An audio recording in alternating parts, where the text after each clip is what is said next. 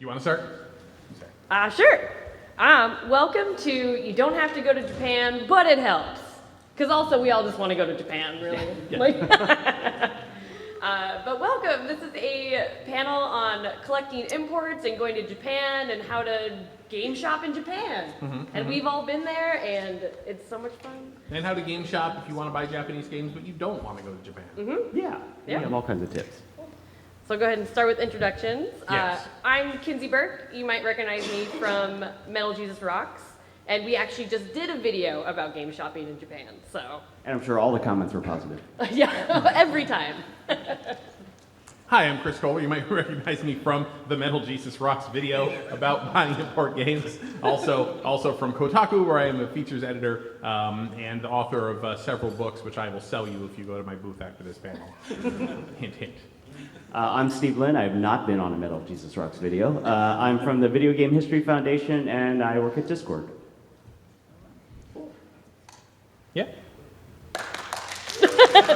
Thank you. Thanks. No. Thank you. So I love collecting Japanese games, right? I used to live in Japan a long time ago, and of course, started buying a whole lot of imports once I got there because it was just, I couldn't resist just buying everything at that point. And I mean, there's just so many great things. We're talking, specifically about Japanese games, right? The world of imports is broader than that, but talking specifically about games made in Japan, I always just found that these are the original versions. If you like Super Mario Brothers, well, the very, very first, run of Super Mario Brothers was for the Famicom in Japan. Look at this box art also for Super Mario World. Doesn't that look way better than the box art that we got? So good. Japanese box arts are so detailed, so beautiful. If you love a game that came out of Japan, the original Japanese version of that game is usually 99% of the time, it's going to be the nicest, most beautiful, beautifully put together, packaged version of that game out there. And then, of course, there's games that just didn't come out here at all. And so that's certainly why, I'm really into import collecting for sure. Yep, same here. Sorry, go ahead, Kim. Games that weren't released here is a huge one. Because I feel like I missed out on so many awesome things growing up, but now I can afford them, so I can buy them all. I really like the color. Like, if you look at Famicom games, they're all different shapes and colors and sizes, and so that always appealed to me. And I think for the longest time, I think up until more recently, it was also the cheaper way to get games, especially as U.S. prices started to rise. I think PC Engine's probably the best example of that, where TurboGrafx just started going crazy, and you could buy the PC Engine version a lot cheaper. So. Which is kind of changing now. Yes, which is very different now. The world is a lot different. So in general, for this panel, we're going to run down 3 different major ways that you might acquire Japanese video games for your collection. Buying them online, buying them from local stores or at conventions like this one, and then, finally, we're going to end this with, why not just cut out the middleman and go to Japan? And so we'll run down some tips for each of those things. Okay, here we go. Buying Japanese video games online. The first thing I want to start with is just say plain old eBay. You might consider this if you haven't bought a lot of imports on eBay. You might think, gee, well, aren't they going to be super marked up? Aren't they going to be, wouldn't you be paying a huge premium for these things on eBay versus just buying them in Japan? And honestly, the answer is, in many cases, no. In some cases it is, but in many cases it's not. It's really kind of a global marketplace now. eBay, there's so many sellers selling import games that the price tends to normalize. And sometimes, people ask us I'm going to go to Japan. I want to get such and such a game. Where should I go to get it? And it's like, buy it on eBay before you go to Japan. It's going to be a lot easier to do it that way. Yeah, I think Chris is right in terms of the normalization. Like, you'll have people in the stores in Japan on their phone looking up prices, so that's what they're going to flip it for. And most of the time they come out with nothing, because now I think a lot of especially some of the stores in the more popular areas have raised their prices to match what someone would sell it for online. So you don't really save a whole lot of money in many cases. Yeah, there's a lot of there are a lot of sellers that are based in Japan that do brisk business in like just buying up common games for like $1 when they can get deals in Japan and then sort of selling them for market price on eBay, and like the shipping can be good. So like that's kind of where I would start with some stuff. It's not where I would end my search, but I would first get a sense of, before I start really digging in, like, well, what's it just go for on eBay? It's easier to, it's going to be in English. You can easily search for it. And right now, for Japanese games, and I think across the board, now is a good time to be bidding on eBay auctions, because I think collecting is going through a little bit of a correction or a downturn, and especially for stuff that might not be as desired by large groups of people. Imports are kind of a niche area of collecting. This might be a good time to try to search for auctions that start at 99 cents for games that you're interested in, and maybe try throwing in a bid. And I've definitely experienced things where imports are going for even lower on eBay than you would find them in a store in Japan. It might actually be the best way to get it, especially if it's something a little bit more obscure that people aren't really looking for. Mm-hmm. I've actually been on the other end of that. One time I sold something on eBay because I was like, man, this is hella rare, Yeah. like for years ago. And that happened to me where I was like, this is going to get bid up a lot. No. Yep. One person did, and I was like, well, congratulations. Yeah. It's pretty rare. Like, learn my lesson. But you can get deals that way because someone scored one for me. That's you right. can, yes. Yeah, that's right. So somebody won, right? Yeah. I think the other thing with some Japanese games, especially if it's a U.S. seller, sometimes you get misspellings. I think we've talked about that in other panels, where if you're looking for something, look for errors in that or different ways of spelling a game's name, because they might just totally miss out on something. Yeah, and sometimes, especially with box games, I'll scan the barcode into eBay because that will eliminate that. Because sometimes whatever they put in the title, I'm like, what? Like, So yeah, definitely a good time to be like buying through eBay auctions at this point. Maybe not selling through eBay auctions. Yeah.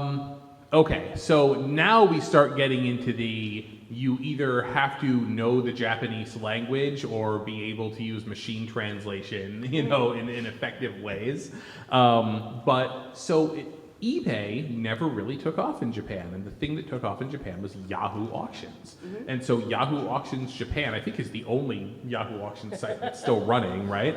And that's where a lot of stuff ends up.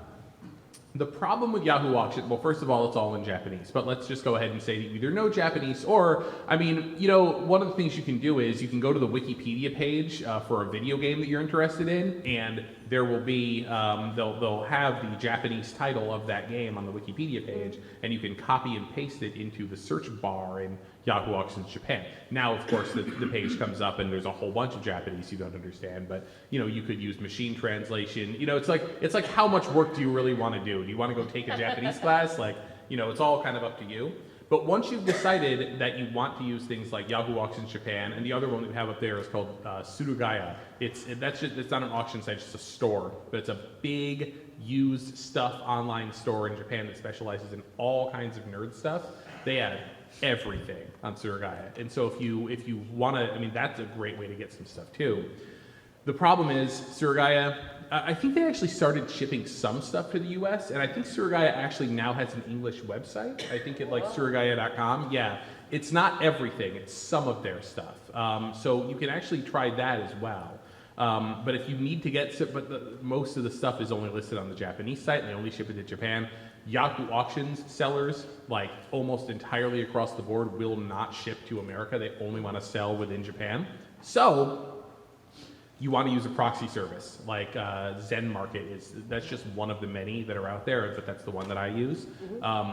You take the URL of the thing you want, you plug it in to Zen Market JP, and they're like, if it's a Yahoo Auctions, they will bring up a page where it's like, okay, here's how you can bid, here's how you can put in a sniping bid if you want to, here's all the options that you have, and then if they win it, it'll ship to them in Japan, and then they'll send it to you for a pretty small fee. You do end up having to pay international shipping, but they're pretty good about that as well. Yeah, and they'll combine things too. If you have multiple auctions that are ending at different periods, they'll just wait till everything's combined. I think I used Joss back in the day, and that's another one where you just put in the auction number and put in your bid, and it'll just kind of take care of things for you. Yeah, you do pay more so keep that in mind. Yeah. So any savings you might have been getting, usually it's kind of eliminated by that. But it's also for things that you may never see in the U.S., right? So you might have a safe search for a couple of years on a couple of things. Yeah, totally.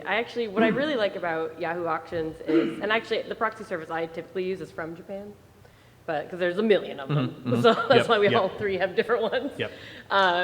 But I found that they have really good, like, giant lots of stuff on Yahoo Auctions, and especially one key is if it's labeled as junk. Oh yeah. It doesn't mean it's junk necessarily. Like that's just the word that they use for stuff that's either like dirty or untested. Untested, really. Yeah. So don't be afraid of that word. It's actually very great. Yeah, we'll get to that when we get to some of the stores. I Oh think. yeah, we'll come back to junk. We'll come back to junk. We'll definitely come We'll back. get back to junk. Yeah, and I would just say the other thing with Zen Market, by the way, is that they'll buy things from you from anywhere.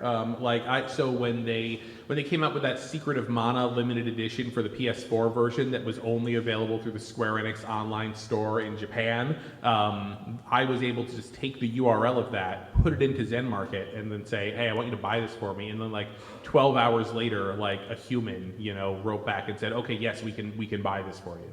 So yeah, so bear that in mind. All right, now let's say you don't know Japanese and don't want to deal with that at all. It is kind of a whole thing. It really is. It really is. But you can buy games right here at Portland Retro Gaming Expo and gaming conventions in your local gaming stores. And here are some tips for how to do that. I've actually had a weird amount of luck at conventions in Canada Really? for Yeah. imports. Especially There's, like, a Vancouver. lot. Yeah, Yeah. especially at the Vancouver Retro Gaming Yeah. Expo. I have had really good luck. That's like a double import. Yeah, Did double. you buy the import and you have to import it back in here? Yeah. And a nice thing with shopping at game stores, some game stores don't want to deal with imports.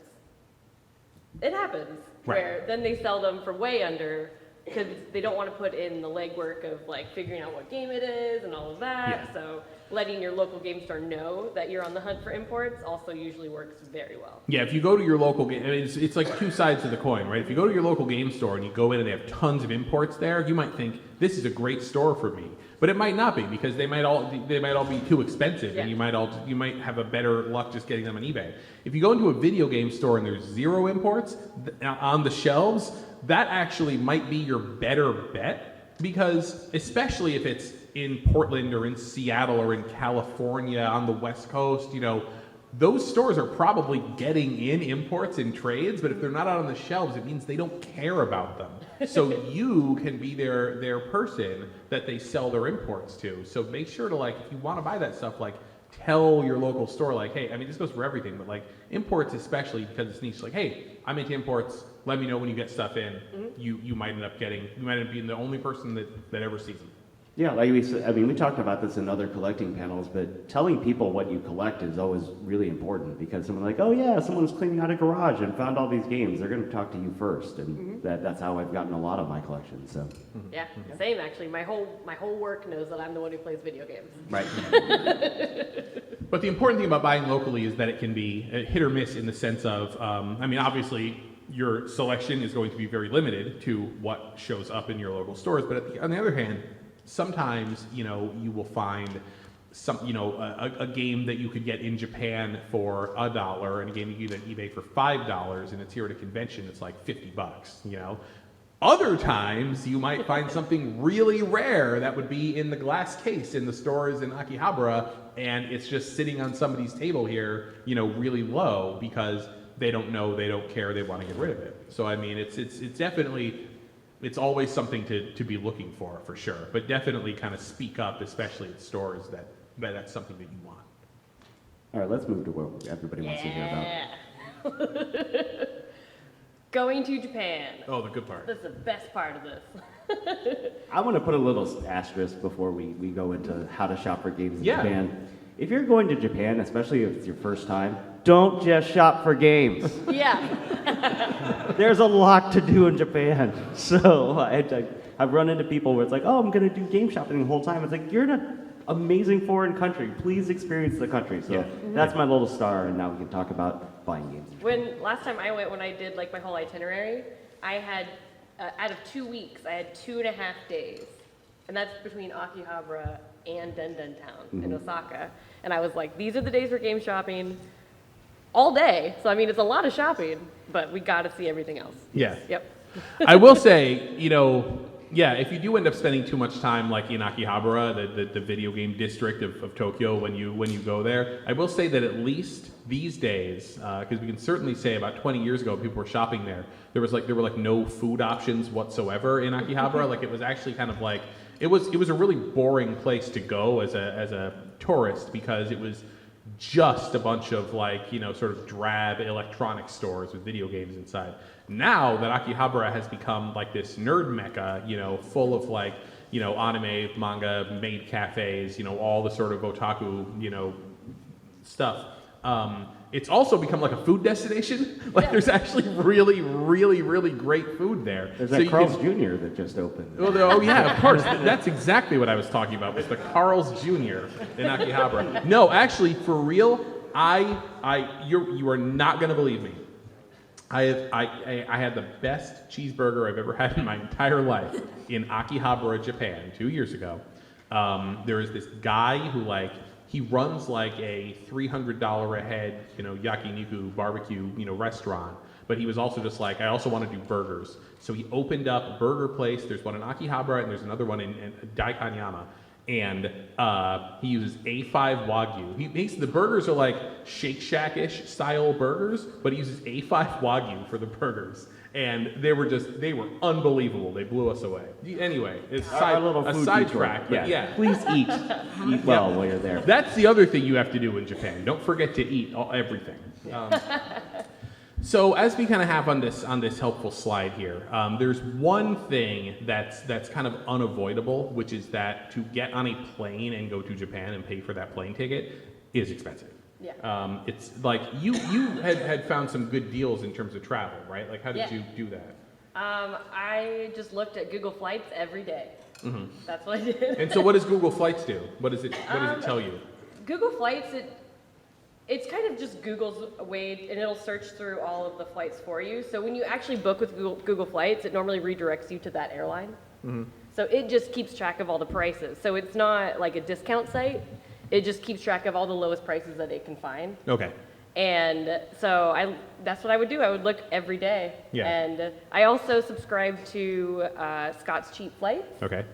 And I'm really just waiting for that Japan sale because I get emails all the time that's whoop, this place is on sale, this place is on sale. I'm like, come on, Japan. Yeah. One thing I've noticed recently is actually flights from LA to Tokyo have been really cheap. I've seen them as low as $400 at some point. So Wow. sometimes if you can bounce down to LA and then go over, that might be the best bet. Yeah. So.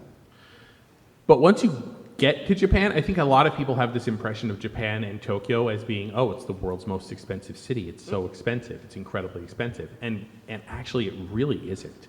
It can be as expensive as you want it to be. If you want to stay in the Tokyo, Hilton and pay $1,000 a night, sure, go right ahead. If you want to eat, A5 Wagyu, every night, go right ahead and do it.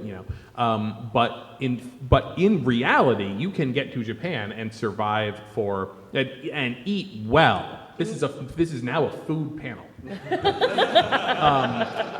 You can eat amazing food for $10 a meal because the food is so good anywhere you go. You guys ate at convenience stores a lot, which you can totally do. There's amazing fresh food at all of the thousands upon thousands of convenience stores. The fried chicken that you can get at Family Mart for $1 is amazing.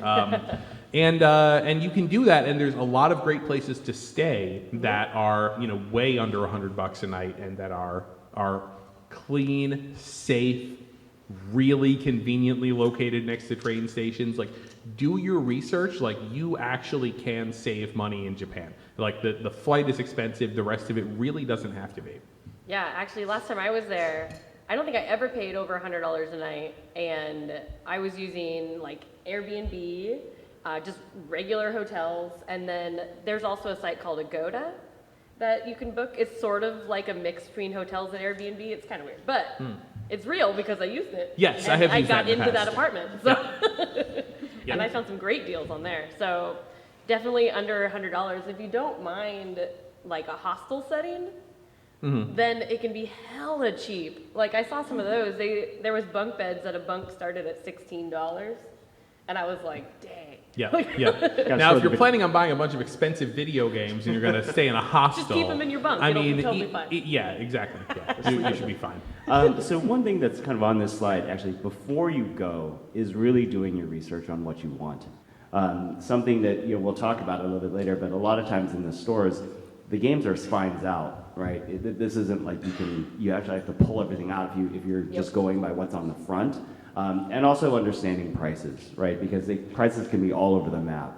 So while you're at home, you have a great internet connection. It is really just getting that list of, here's the stuff that I really want to try to find. Here's what I should be paying for it.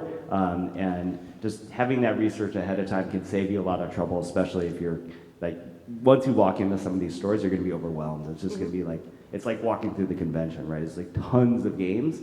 So really having an understanding of what your target list looks like. You will suffer serious analysis paralysis when you get in and you see so much stuff, and it's like, and you just then you don't buy anything, and you feel like, oh, I should have bought all that stuff. Yeah. Right. One of the times I was there, I was actually with you, and like we were walking down the aisle, and it was all spines out, so it was all in Japanese, and I can sort of read Japanese, but even then I was like, oh my god, I don't. And you're like, what are you looking for? And I was like, I don't know. Like, what do I buy? I have no idea. Yeah. Now, in general, again, so we'll get to of reasons why you might want to go to Akihabara specifically, but like a lot of those stores, are used to dealing with foreign customers coming in now, not knowing Japanese, and walking up to the clerk and being like, I want Donkey Kong Country 3. And they'll probably understand that and help you out and find it, versus if you were to go somewhere more rural or that wasn't in Akihabara, people would just be like, can't help you. You get one of these. Yeah. Yeah. I think the other thing is in the Akihabara and a lot of other big areas like Den Town, you can use your credit card. It's fine, but especially once you go out, it's all cash only in a lot of places. So making sure that you have that available and on your A lot person. of restaurants are cash only too. Yeah. So the point here of this slide, by the way, also is that when people ask me like, hey, I'm going to Japan, where should I go to buy old video games? It's like, whoa. Number one, how much time do you have? So again, Steve tried to stop you from doing this, but I understand. If sometimes you just want to go to Japan, so especially if you're going to go by yourself and you're like a huge video game nerd and you're just like, I'm gonna video game shop the whole time. I don't care about temples, baloney. Look, I can't stop you. And you have like the whole week to yourself to just do whatever. Oh, great. Well, then you're going to be able to do Akihabara one day. You can go to this place, Nakano Broadway in Tokyo one day. There's lots of stuff there. You can get on the train and go 20, 30 minutes out to some big, recycle shops that are a little bit further out from the city center. You have all the time in the world. A lot of people don't have all the time in the world. A lot of people are going with their families, or a lot of people are well-rounded people who want to who actually do want to experience all this stuff in Japan. I don't get it, but okay, fine. And they might only have a day to go video game shopping. And then additionally, it's like, what do you want? What are you actually looking for? If your answer is, I want a Super Famicom and Mario World, and I want a copy of Pokemon Blue for the original Game Boy and stuff like that, it's like, okay, great. You could probably go to some of those, bigger recycle shops kind of out in the sticks, because they're probably going to have that stuff because it's super common, right? And it will probably be a little bit cheaper. But if you're like, I want Vampire Killer for the Mega Drive, the Japanese version of Castlevania Bloodlines, I want that. It's like, yeah, you got to go to Akihabara, because that's the only way you're going to find that. Also consider eBay. Just get it on eBay. Yeah. But the nice thing about Akihabara is that it's just so condensed. There's so many game stores. So like he was saying, you could, go 20, 30 minutes out, an hour out, 2 hours out, but then you would only hit one store. Yeah. And you might get really good deals. Or you might not. Or you might not find anything. If you're going to, we can talk about that in the hard up thing. But here, we advance the slide probably. Akihabara! Oh, yeah! As you just said, pros. It is the world's densest collection of video game stores per square foot anywhere. There are, what would you estimate, 50 stores to buy video games at. Yeah, Just there's video games. at yeah, all. just video games. Yeah. More, I mean, modern in terms of retro. Obviously, we've kind of seen a little bit Yeah. of shrinkage from that. If that we're era. including every store in Akihabara that sells some form of video game, Yeah. it's like 50 to 100 stores, Yeah. right? And it's just like you go to a store, you take a step, you're at another store. Yeah. And it's amazing, and it's so much fun. That or you take a step to the next floor and all of a sudden it's porn. Right, And yeah, it's like, exactly. What's You gotta watch it. happening here? I gotta come back down. Yeah. Watch those stairs. You know those- Right, yeah, exactly. Yeah. Close look at the floor guide. So this is also where, and things have changed a little bit because it used to be where you could literally go and find any video game that was ever made in Japan ever. Like somebody would have one copy, even like not for sale, like special editions and stuff. Some store would have a copy of it that you could buy if you really wanted to.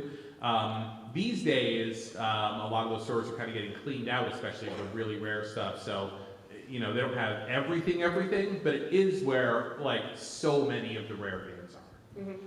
Yeah, I think that one thing, it's like everybody knows about this place now. So it's not a secret anymore. And, this is back in late 90s or something. I would pack 2 bags. I would pack my luggage in a bag and I packed that bag into a bag. So I'd come back with another bag completely full of games. And you still see that where someone will have one of the hand carts and just be grabbing things off the shelf. And they're just not able to replenish as quickly as they used to be. Right. So. Well, yeah, when you see people in the Akihabara stores with like a basket, they're literally going like this. They're probably putting those anyway, honestly. Yeah. And importantly, I mean, again, I think so Akihabara definitely has this reputation of being a tourist trap these days. And that is, it can be true, again, if you are like saying, okay, I want a Super Famicom and a copy of Super Mario World. Yes, if you go to Super Potato, the world's most famous Japanese video game store in Akihabara, and you just grab a Super Famicom and a copy of Mario World, they're going to charge you, dummy tourist price of, $80 for the Super Famicom and $25 for the loose Mario World, and you'll spend way too much money. The sort of stuff that you could have gotten had you gone out a little further, a different store, not in Akihabara, and gotten a Super Famicom for like $5 and Mario World for like $1, right? So don't buy that stuff there. But if you look around, remember these stores are constantly taking in inventory, taking in trades. They're also their footprints are very small because they're crammed into this place in the city, and they don't sell stuff online. So they have to just get rid of it. So when you walk into these stores, especially in the morning, or very late at night before they close in some cases, you may actually find like really low priced deals and good stuff, which we did a lot when we were walking around. Yeah. Yeah. Even at Super Potato. Mm-hmm. Yes, that's right.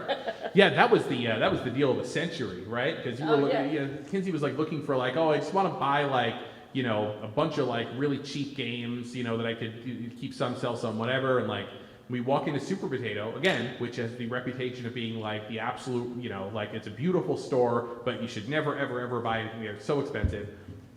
It was 20 Famicom games, and they took them and they shrink wrapped them all together and they sold them for 200 yen, $2 for 20 games. And I was just like, doesn't even matter. Yeah, exactly. And there was like good games in there, and it was literally just like, we have too much to do today. Like this stuff is, we might be able to sell these for $1 or $2 each, but let's just get rid of this stuff. And every Akihabara store will always be something happening there. So. The TLDR here is don't listen to the people who say it's just a tourist trap and you shouldn't go there. Yeah, you should try other stuff, but like if you walk past those stores, you really never know what you're missing in there. Mm-hmm. Cool. Ooh. And then here's the other thing. Yeah. You want to take this? So Hard Off is it's sort of like a thrift store kind of thing, like a used goods store. Like they sell like, of course, video games and electronics, and they usually sell like musical instruments. Like it's one of those kind of stores. But they have a really nice game section at a lot of them, and those are amazing. But there's also the junk sections.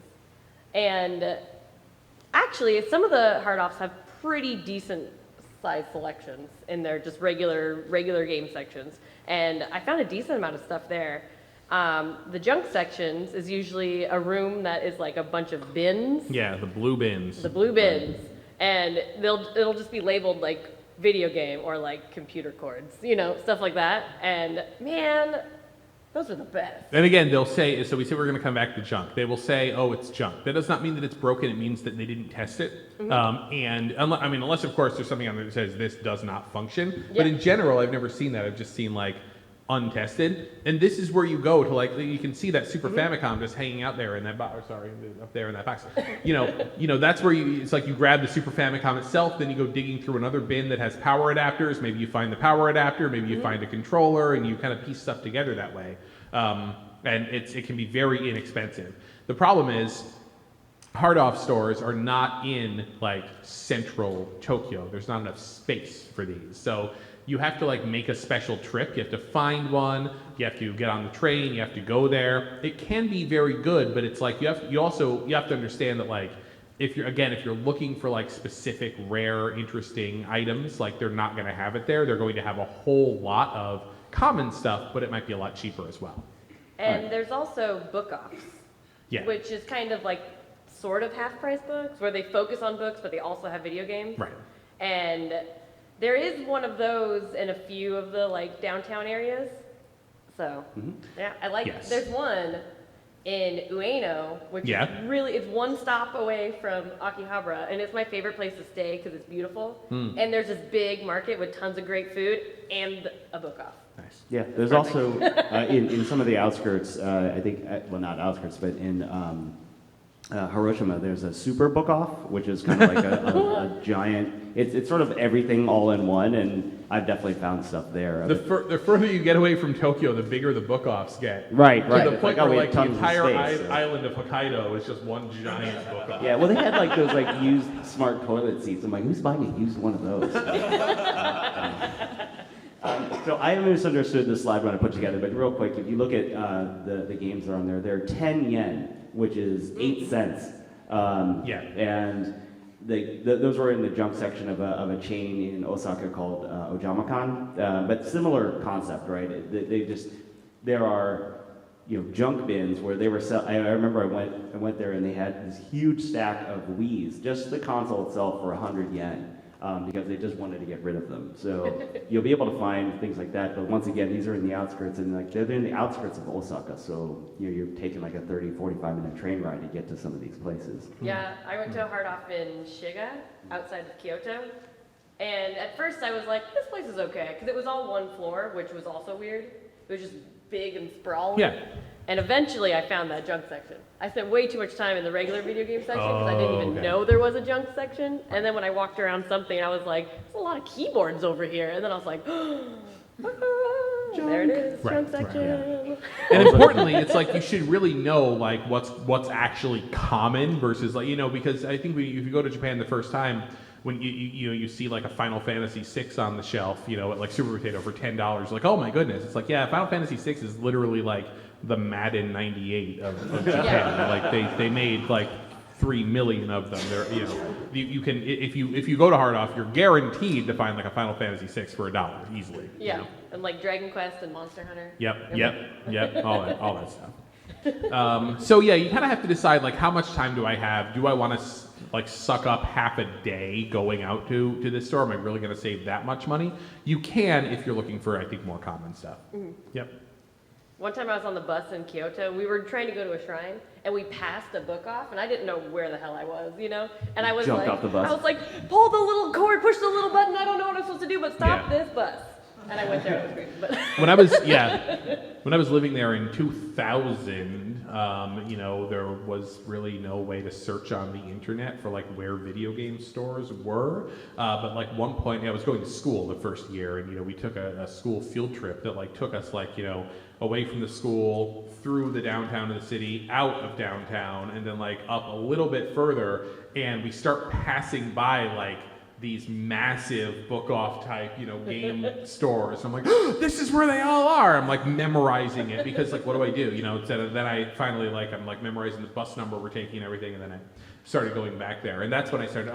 The glory day.